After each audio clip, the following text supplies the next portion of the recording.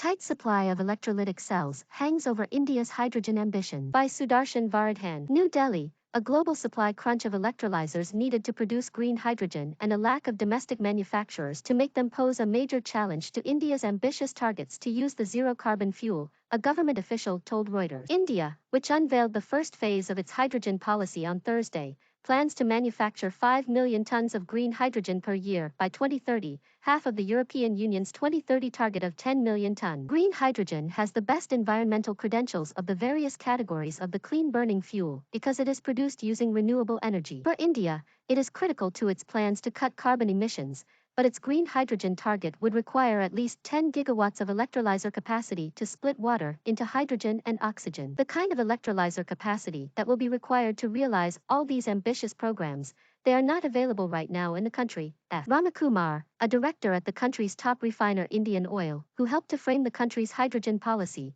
told Reuters. All the production capacity and order books of big global players are booked and overflowing till 2025. He said. India will initially import electrolyzers, he said, adding that state-run refiners plan to form joint ventures with foreign companies manufacturing the equipment. Power Minister R.K. Singh said in September India would need at least 10 gigawatts of electrolyzer capacity. Global electrolyzer capacity was 0.3 gigawatts in 2020 and is expected to reach nearly 17 gigawatts by 2026. An International Energy Agency report found in December 2021. Indian billionaire Mukesh Ambani-owned Reliance Industries has said it plans to build an electrolyzer unit in western Gujarat state, but it is unclear when the unit will start commercial production. India expects initial demand to mainly come from refiners and fertilizer firms, followed by the steel industry and transport. India's refineries are expected to produce 38,000 tons of green hydrogen by 2025, Ramakumar said.